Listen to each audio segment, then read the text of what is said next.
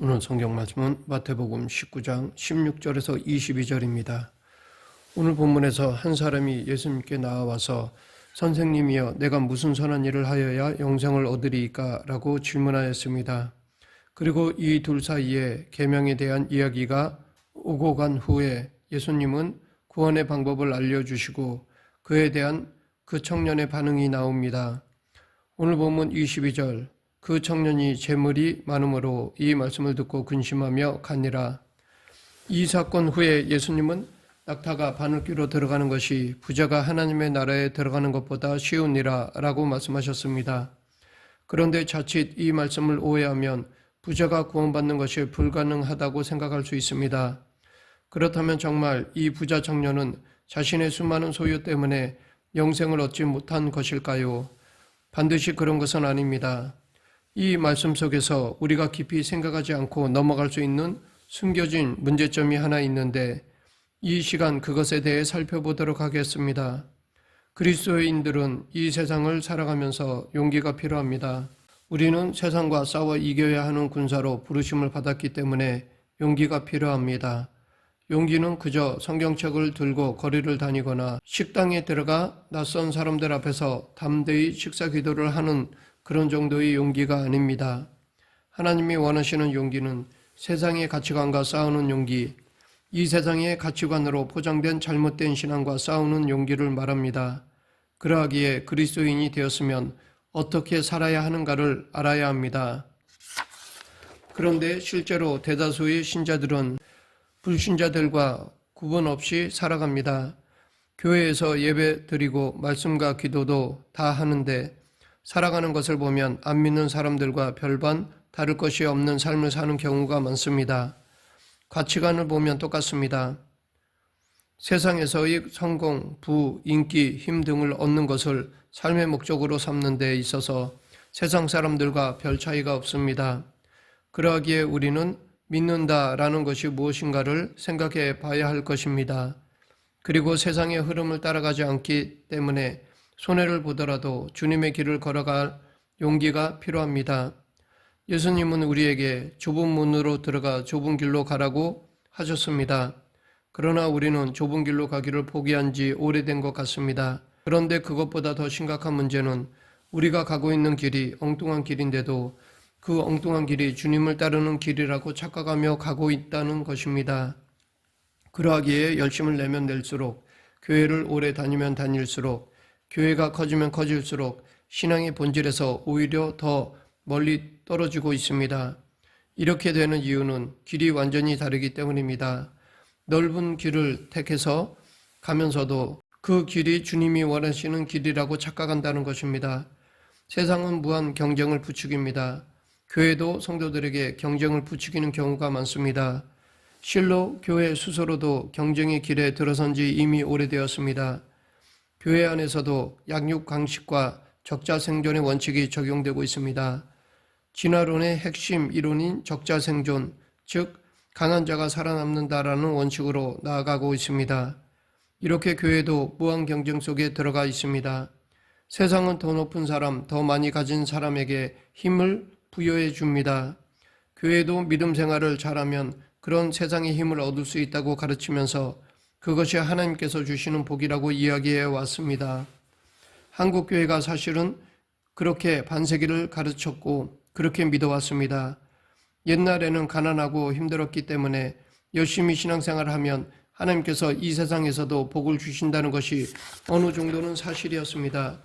열심히 신앙생활을 하면 하나님이 확실히 먹여 살려주시고 책임져 주시는데 하지만 너무 그쪽만 강조했습니다. 예수님도 고난받고 비참한 죽임을 당하셨는데 그것보다는 영광만 자꾸 강조하니까 반쪽짜리 복음이 되고 말았습니다. 이것은 성경의 온전한 가르침이 아닙니다. 하나님은 그런 세상의 가치로 인정받는 것을 복이라고 인정하지 않으십니다. 그리스도인이라면 그런 세상의 가치를 따라가서는 안 될 것입니다. 우리는 그리스도인, 즉 그리스도의 사람들입니다. 그러니까 그리스도께서 가신 길을 따라가야 하는 사람들입니다. 예수 그리스도는 고난의 길, 좁은 길을 가셨습니다. 그것은 희생의 길이었습니다. 죽음을 넘어서니까 그 다음에 부활과 영광이 있었습니다.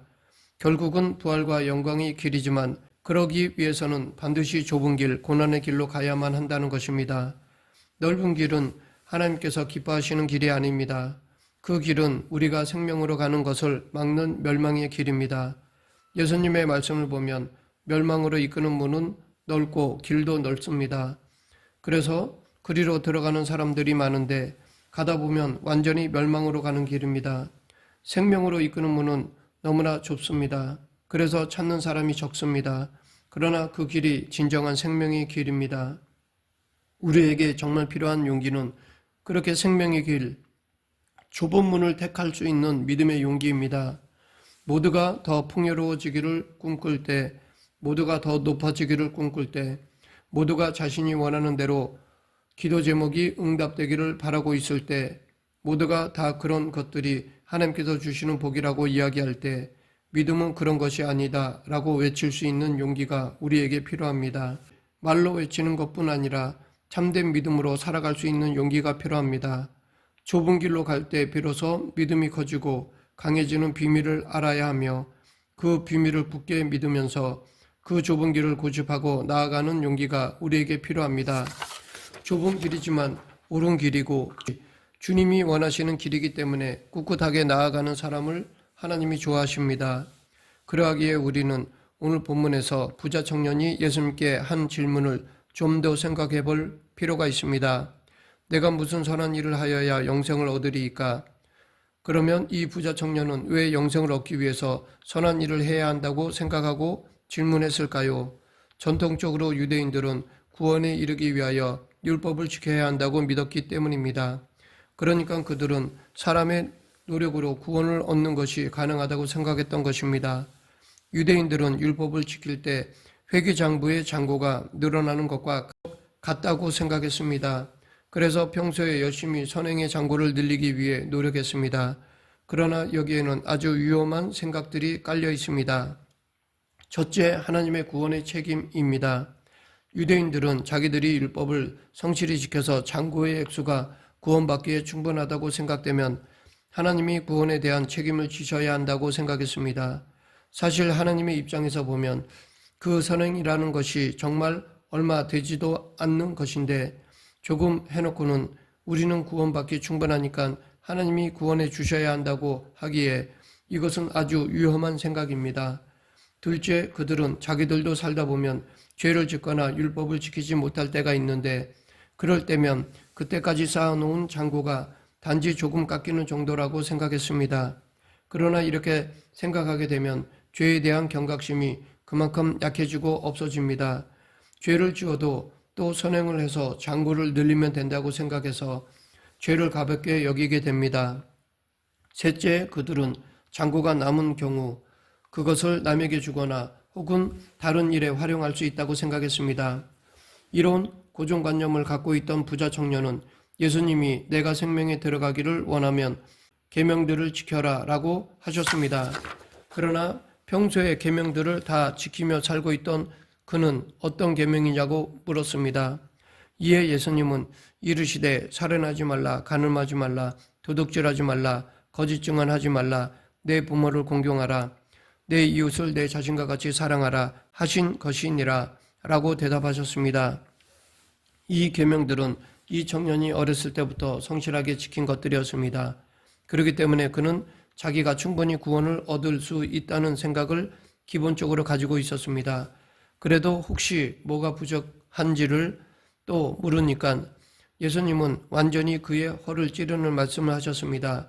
21절 예수께서 이르시되 내가 온전하고자 할진대 가서 내 소유를 팔아 가난한 자들에게 주라. 그리하면 하늘에서 보화가 내게 있으리라. 그리고 와서 나를 따르라 하시니 결국 이 부자 청년은 근심하며 그냥 돌아가고 말았습니다. 그가 근심하며 돌아간 것은 그가 재물이 많았기 때문에 재물이 아까워서 그랬다고 보통은 생각합니다. 그런데 사실 그것이 가장 큰 원인이 아니었습니다. 그가 그냥 돌아간 진짜 이유는 예수님의 말씀에 공감할 수 없었기 때문입니다. 율법을 다 지켰음에도 불구하고 구원에 이르지 못한다는 예수님의 말씀을 그는 받아들일 수가 없었습니다. 그는 돈뿐 아니라 율법을 지키는 면에서도 언제나 잔고가 넉넉하다고 생각했던 것입니다. 그런데 예수님은 그것 가지고 안 된다고 하시니까 거기에 동의할 수가 없었습니다. 여기에 중요한 포인트가 있습니다. 이 부자 청년이 근심하며 돌아가게 만든 핵심은 내가 왜 가난한 자들에게 내 돈을 나눠줘야 돼가 아니라 내가 왜 구원을 못 받아 였습니다. 나는 이 모든 것을 다 지켰습니다. 아직도 무엇이 부족합니까? 라는 그의 반문을 보면 자기에게는 구원받을 만한 자격이 충분하다고 믿고 있었다는 것을 알 수 있습니다.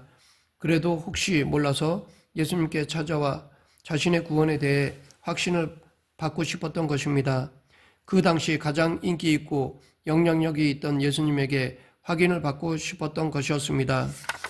그런데 이 본문에서 부자 청년의 재물에만 집중하며 관심을 기울이게 되면 핵심을 놓치게 됩니다. 부자 청년의 이야기에서 중요한 것은 부자라는 것도 있지만 사실은 그 재물이라는 것의 밑에 더 깊숙이 숨겨져 있는 것이 있습니다. 그것이 바로 율법주의적 구원관입니다. 율법을 지키면 영생을 얻는다라는 생각이 문제의 핵심입니다. 그러니까 이 사람은 율법을 지켰기 때문에 자기에게 돈은 별 걸림돌이 안 되었습니다. 그런데 예수님은 돈이 걸림돌이라고 하셨습니다. 왜냐하면 돈 때문에 그가 진짜 문제의 핵심을 놓치고 있기 때문입니다. 그는 당시 유대 종교 지도자들이 가지고 있었던 구원관과는 다른 예수님의 구원관을 듣고 동의할 수가 없어 근심하며 돌아간 것입니다. 구약 사무엘상에 보면 엘가나와 한나와 분인나가 실로에 가서 하나님 앞에 나아갔는데 한나에게는 아이가 없었습니다. 그래서 한나는 간절히 기도하였습니다. 그때 제사장 엘리는 말년에 자기 아들들의 죄를 심각하게 생각하지 못했습니다. 그러나 그가 처음부터 영적으로 둔감했던 것은 아니었습니다. 엘리가 비록 처음에는 오해했지만 간절히 기도하던 한나에게 하나님의 복을 빌어주기도 했습니다. 어린 사무엘이 하나님의 음성을 들었을 때 처음부터 바로 알지는 못했지만 하나님이 부르신다는 것을 깨닫고 그에게 말해주었습니다. 그러나 그는 노년에 죄의 심각성을 깨닫지 못하는 영적으로 둔감한 사람이 되고 말았습니다. 그는 자기의 아들들이 제사 절차를 제대로 지키지 않는 악을 행하고 여인들과 동침하는 것을 알고도 제대로 징계하지 않았습니다.